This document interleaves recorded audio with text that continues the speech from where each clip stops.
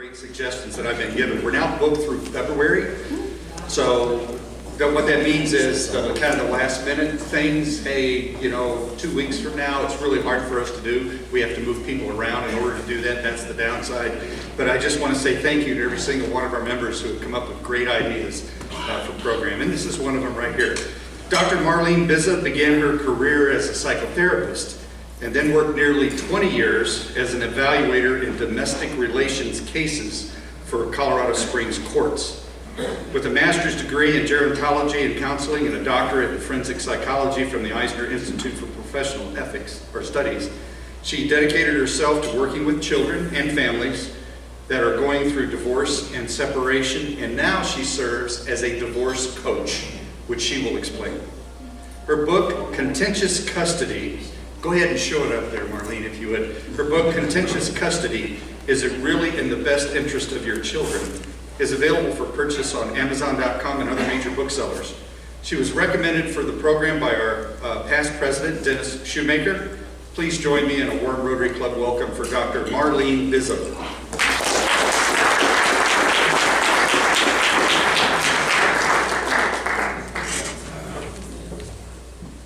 Well, I know how full your schedule is because when I first asked if I could speak to this group, I was told that speakers were booked through August of next year. That wasn't quite correct, but I knew that you have a pretty full schedule of speakers. So I'm honored to be here today. I appreciate you guys indulging me and allowing me to come and speak to you. I did write the book, Contentious Custody, Is It Really in the Best Interest of Your Children?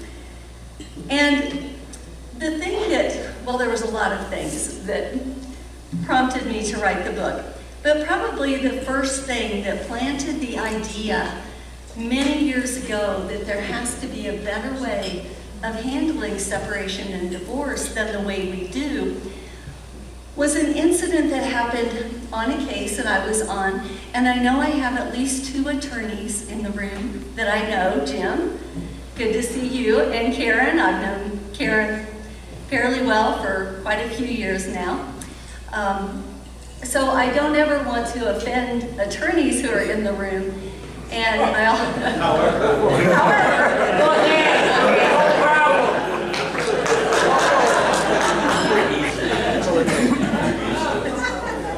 the one I'm about to tell you about, this was not an isolated incident that I'm about to tell you about. But I also don't believe that the majority of attorneys that I've worked with are guilty of what happened in this experience. But I had been appointed on the case to do an evaluation, what we call custody evaluation, in the rest of the country except for Colorado. Colorado doesn't use the word custody because it implies ownership. So we use parenting time and parental evaluation. Or parental responsibility. So I was asked to do a parental responsibility evaluation in a case, and I assessed the situation. I sat down with the 2 parents together. I said, I think you guys are pretty close in what you want. I think we can get this settled. Can we just talk about it? It was actually a very touching meeting that we had in my office one evening. The mom said, I really didn't need that restraining order against you. You were really never a threat to me or the kids. My attorney told me to do that. And I know the kids love you and need you and want you in their life. So I'd like to work out a 50-50. I'm going to drop the restraining order. And when I say 50-50, parenting time. Week with mom, week with dad. The 2 parents are hugging each other and crying. I'm crying. And I told them, since they agreed on parenting time, that I would go over to the courthouse with them the next day and let their mediator know. They had mediation scheduled for the next day. I said, I'll come over and let your mediator know that we've got this worked out and, tell him what we've agreed to. So I go over, I'm talking to the mediator. I said, I made your job real easy. We've agreed to parenting time, and here's what it is. And I'm in the middle of reciting to him what the parties agreed on.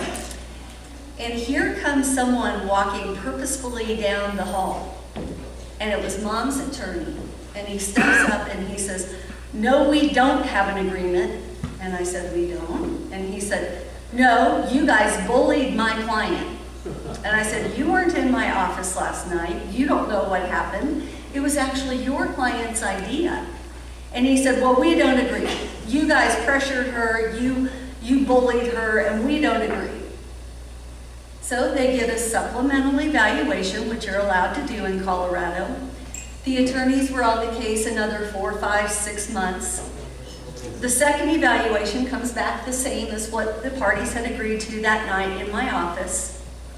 And all that has happened is we've delayed the process, and the parties have spent a lot more time and money and grief, stress. And the real kicker to this was a couple weeks later, I was talking to another attorney that I did a lot of work with, and I was just blown away by this. I guess I was naive, and I'm in the mental health professions, and so I had not really been exposed to that kind of behavior. So I'm telling this other attorney about it, and she said, she didn't seem shocked, but she said, "Oh, I know him personally. He hasn't planned very well for retirement." And I just couldn't believe it. And that was probably 17, 18 years ago, and that was when the idea of a book and a message was first born. Some of you might remember Joseph Michelli. Anybody remember Joseph Michelli? So Joseph was a colleague of mine. He's a psychologist, used to do evaluations for the court. He wrote a book actually on Starbucks. It had nothing to do with the work we do for the courts or the field of psychology. He wrote a book on customer service in Starbucks, and he moved away from this community, and he still to this day travels around, trains people, promotes his book, that kind of thing. But I called him a couple years ago, and I said, "There's got to be a better way of handling divorce than the way we do." And his response was, and I told him that I was getting weary as an evaluator, because we get beat up pretty badly. Someone is unhappy with you at the end of every case. You're not going to please both parties. And sometimes both parties are unhappy with me. So I told Joseph I was, weary from this. His response was, "I remember the psychological trauma that goes along with doing evaluations for the court." If it's traumatic for us, which it is, I agree with him, think what it's like for the kids that are going through this. The parents are choosing to fight, and they're adults, and they can choose to fight, but it's not okay for the kids. So I decided to write this book. I joined you don't join, but I was accepted by National Speakers Association, and I've been kind of on a mission for the last couple of years of promoting my book, speaking to groups such as you guys, and just kind of getting a message out there that there's a better way of handling divorce than the way we do. The only problem was, if you identify a problem, you better identify a solution. And I really didn't have a solution other than there's a better way of doing this. So I was at the National Speakers Association convention, excuse me, a year ago, and this guy kept showing up everywhere I went. I'd go to a breakout session, he'd be there. I'd go in and sit at this dinner, and he'd be there. The day I went behind the building to have my lunch, and he comes out there, I said, "Okay, who are you and what do you speak about? Because we're supposed to meet for a reason." He handed me his card, and it said, "Divorce Coach." I had been an evaluator for, at that time, 19 years. And I said, "What is a divorce coach?" I'd never heard of it. Long story short, he directed me to the American Bar Association website, where they recognize divorce coaches as a type of mediation. Mediators spend about 2 hours. It might go longer if they're getting somewhere, but they spend about 2 hours with people, and it's a great concept, but they don't really get involved. That's exactly what divorce coaches do. is they get involved, they meet with parents, they meet with children, but they don't do an evaluation. They just help the parties work through to some kind of peaceful resolution in regard to parenting time. So I said, this is perfect. This fits with the message of my book. And I became certified in December as a divorce coach. And it has been the most rewarding and fulfilling work I have done. Being an evaluator is stressful. Being a divorce coach is rewarding and fulfilling. So I was glad that I stumbled upon the solution to the problem.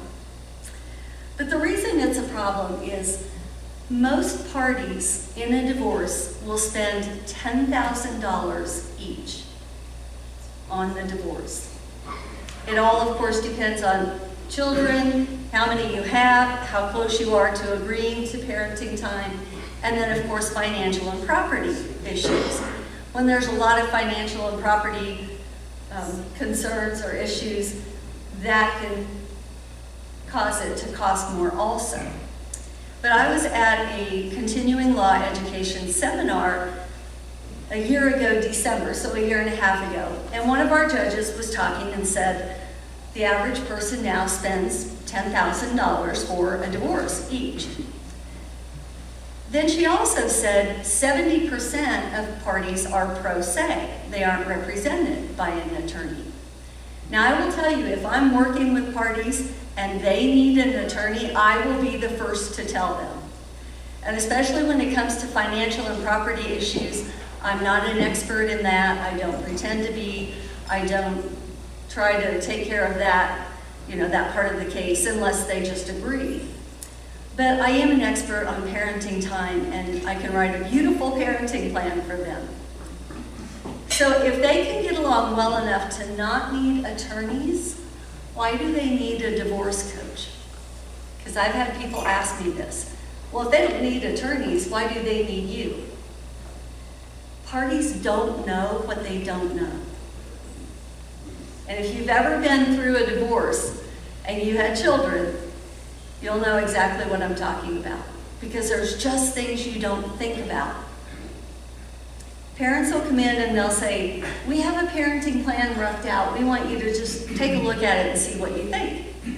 They'll have 7 or 8 items. I'll say, this is great for what you've got down. But when they leave my office, they'll have 22 or 23 items. They don't know what they don't know. And a good example of that is things like exchange location, or when you have to change something, or the children's belongings. Or the example I like to use, because it comes up all the time, is when we separate holidays with divorcing parents, if both parents are local, one will have Christmas Eve and one will have Christmas Day. Every year, parents will fight about, do we exchange late in the evening Christmas Eve or early in the morning Christmas Day? And depending on whether or not they are the parent getting Christmas Eve or Christmas Day, they'll think it should be one thing or the other. Well, there's a method to the madness, and I have an answer for that. But they don't know. They don't know what the answer is. So that's why it's important to have someone like a divorce coach to walk them through it and make their life much easier. Put those little specific details in the plan that they don't think about and that they aren't going to think about until they come up. And then when I'm an evaluator, and I'm sure Jim and Karen will tell you the same thing. Well, I don't think Karen does much family law. But you'll get a call on December 24th. I'll get a call on December 24th almost every year. And they haven't addressed it and they don't agree. And it's upon us. And what are we supposed to do? The most frequently asked question I get from people when I go out and speak to groups, especially if I'm speaking to divorcing parents, is at what age can children just say what they want? Does anyone know? Jim, you can't answer. Yes. 45. I love that answer. I love that. 12? 13. 12. Whoever said 18 is right. In other words, there is no age at which they can just say what they want until they're no longer a minor. Some states have that. Some states have, like Georgia has 13. At 13, they can just decide. And I know that because I had a case where one party went to Georgia, and I'm speaking to the therapist for one of the kids down there, and he said the parents didn't agree. And he said, well, this is easy. We'll just let the kid say what he wants. And I said, no, you won't. It's a Colorado case. And we don't let kids say what they want, especially at 13. They can have input. In fact, as I was saying earlier, I will meet with kids. As a divorce coach, I meet with kids. And certainly as an evaluator, I meet with kids. But kids shouldn't have that burden on them of picking between parents. And you know what's going to happen there is parents are they're going to lobby their kids, for lack of a better way of putting it. They're going to say, if you say you want to live with me, I'll save all that money in child support and I can buy you a car. And kids will also pick what they pick for the wrong reason. I had a couple girls a couple of years ago, 14 and 16, kept telling me they wanted more parenting time with mom. They wanted more time with mom. And they were saying all the right things because they were saying, well, we like to do girl things together. We like to go shopping and we like to get manicures and pedicures. And that is all consistent with the developmental needs of kids in the adolescent stage of development. One of their tasks is gender identification with the same gender parent. So when they said, we want to do these things with mom and spend time with mom, that was consistent with their needs. The problem was they didn't appear to have a very good relationship with their mom. They came into my office, they're bickering with mom in the waiting room. They come in with dad, it's very peaceful and loving, and they're sitting together on the couch looking at a magazine, one girl on each side of dad. And I went to mom's home to do the home visit. And one of the girls and mom are yelling and going at it before I even get to the front door. It was summertime, windows were up, and I could hear them, bickering. So I go inside, and one of the girls had a friend there that let me in. And I said, I don't get it. These girls say they want more time with their mom, but they don't get along well with mom at all. Well, the friend, and if you have kids, you might want to warn them, their friends will rat them out. Because the friend said, oh, that's easy. Mom lets them stay out till 1 o'clock on the weekends, which is past legal curfew. It's midnight on the weekends, 10 o'clock on weeknights. So her letting them stay out till 1 o'clock in the morning on the weekends was the real reason they wanted to spend more time with mom. So had those girls, and I not only did not recommend more time for mom, but I also asked the court to remind the mother that the law is kids can't be out past midnight on the weekends. But kids will say things for the wrong reasons. I mean, those girls, had they had the opportunity to go in court and say what they want, would have said, we want more time with mom, but it would have been for the wrong reason. So there's several reasons why we don't want to let kids have that kind of say-so. One of the things I found, though, is that you will also get kids who want to be in the middle. And they're so used to it, they don't want to be left out of it. Most kids don't want to be in the middle of it. They don't want to hear about it. They don't want to hear negative things about the other parent. And the kindest thing you can do for your children, if you're going through this, is allow them to love the other parent. But you get kids who aren't the majority who don't want to be in the middle of it. They are so used to being in the middle of it that they don't know any other way. And I had a case in particular with an 11-year-old girl, and this was years ago. And she had 8-year-old twin sisters. And she had become what we call parentified. And parentified is when you're not only taking care of the other kids, in this case, she was, but you're taking care of the parents. You start looking out for the parents and taking care of them. And this little girl had become parentified to a pretty severe degree. Mom was having other relationships, and the daughter knew all about it. She would sometimes watch for Dad to come home when the parents were still living together to let Mom know that her boyfriend needed to get out of the house. And Dad was in a dart league and would go to the bar once a week for his dart league and come home and tell the daughter about whatever he had done that week, more than just how he did in darts. And I sat down with the parents and I said, you guys, your daughter is not in a good place. This is not healthy for her.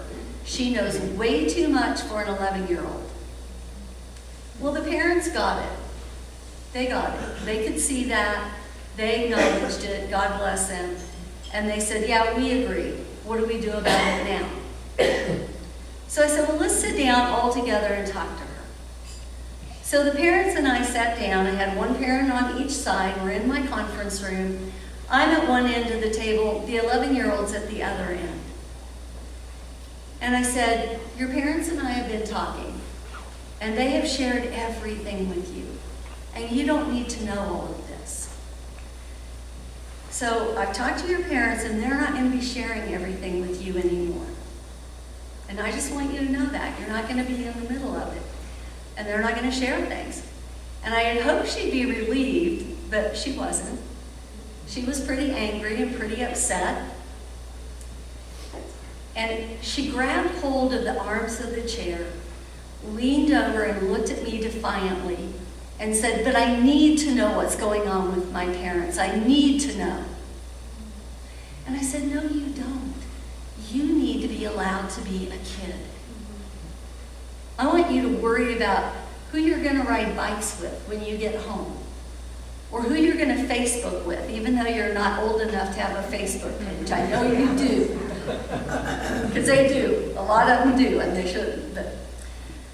But she wasn't happy, and she left that day pretty angry. But she came into my office 5 years later, and she said, I don't know if you remember me. And I said, oh yeah, I remember you. She said, you worked with my family years ago. And I said, yeah, I remember. And she said, I hated you back then. I said, yeah, I remember that too. She said, but I want to thank you because you were the only person who let me be a kid. You know, I'm not the hero there. I saw her 1 hour. It was the parents who got it, who were the heroes. And I told her that too. I said, I appreciate you being here and thanking me, but you need to go home and thank your mom and dad, because they were the ones who got it and who took you out of the middle, and they're the ones who let you be a kid. There's a lot of things parents in the middle of a divorce and separation fight about, and the whole time they forget that the single most harmful thing they can do to their kids is expose them to their conflict. And they'll argue about, like I was saying earlier, exchange location. Or can I have an extra hour? No, you can't. Why not? You know, all of that. But the whole time, they're overlooking the fact that the exposure to the conflict is what is so harmful to the children. And the kids could care less about where they exchange, you know what I mean by exchange, when they go from one parent to the other. Because some parents won't want to do that at their home. They'll want to go to a public place, or God forbid, they'll want to go to a police station. And sometimes that's necessary, but that kind of sends the wrong message to our kids too, that mom and dad have to go to a police station to exchange the children. But they really could care less. If it's at home, police station, McDonald's, they don't care. They do care that they don't have to listen to mom and dad argue.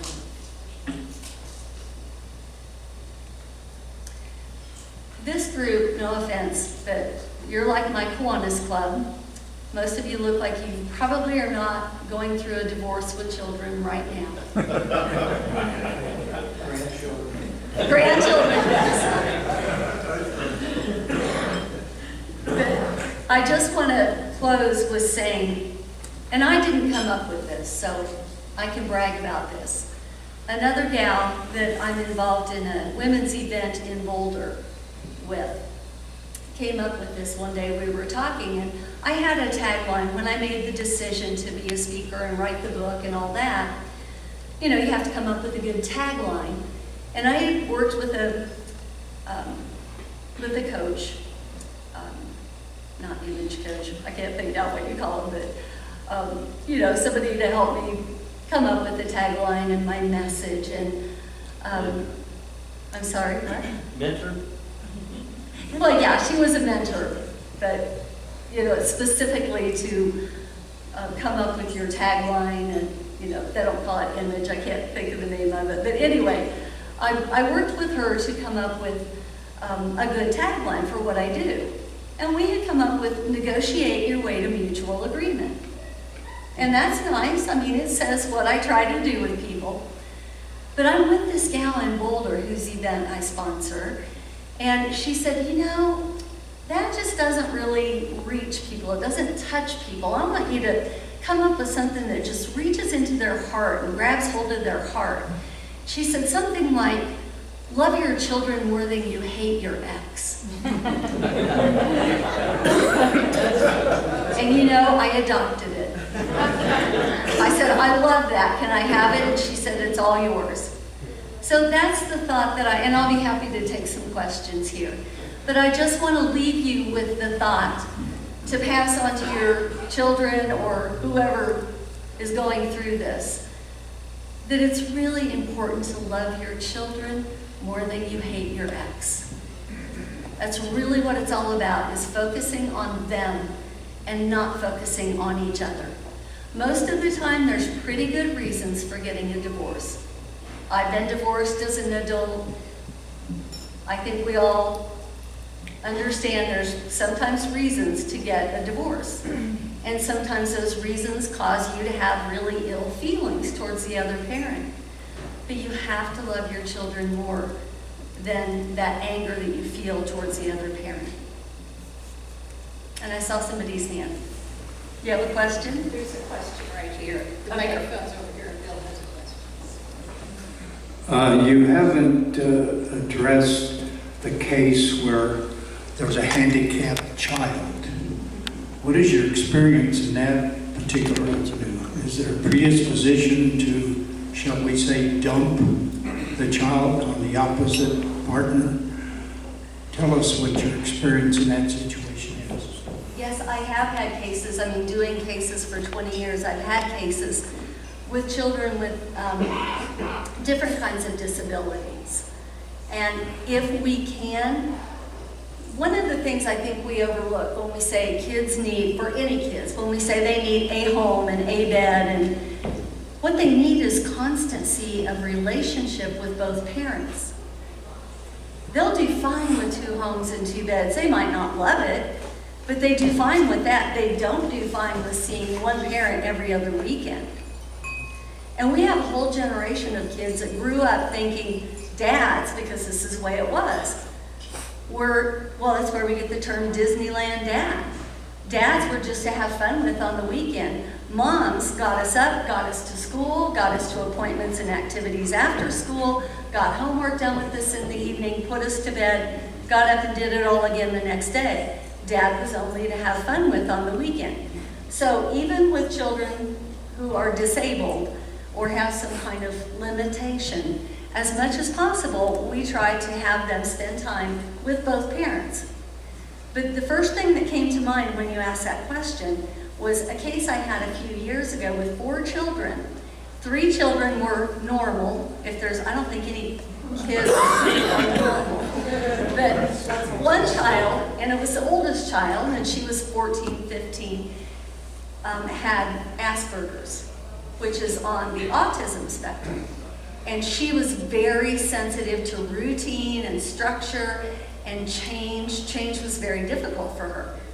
And she asked me, we don't ever separate children. We don't put, this kid on this parenting plan and this kid on that parenting plan. We keep kids together. And there's a reason for that. The sibling relationship is the most enduring relationship you'll have in your life. So it's really important to keep kids together. But in this case, the girl said, I just don't do well. And I know my sisters and brother need time with both parents. And they can do week on, week off. But may I please stay here and go to the other parent's home every other weekend? And I talked with the parents, and luckily they agreed. They saw that need and they agreed.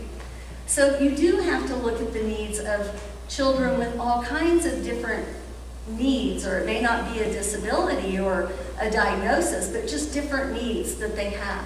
You have to look at that and write parenting plans accordingly. That's a good question. Yes? I was just going to share a story. A friend in a divorce, a father did win custody, but and I'm the one who guessed 18 years old. But the son, who was 13 or 14, wrote a letter to the judge. And he had heard both sides, and he wanted to enter his comments on the arguments on both sides. The judge, in his finding of fact, dismissed the letter, he said, because it was too well written, and he thought, and it was so pro-father that he thought the dad had written it. This kid, a couple of years later, won a citywide writing contest in Council Bluffs, Iowa, that resulted in him getting a $30,000 a year scholarship to begin earning college credits as an 11th grader. Wow. He wrote it. Did somebody go back and tell the judge that? I don't think so. Thank you so much for your time.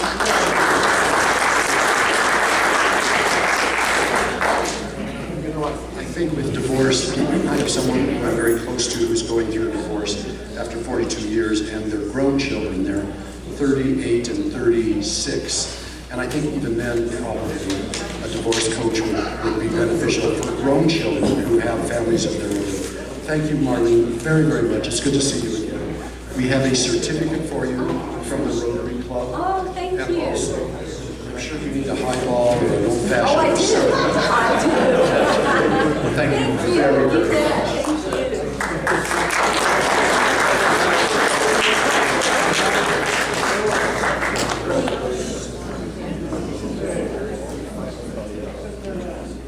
Gotta have my caffeine.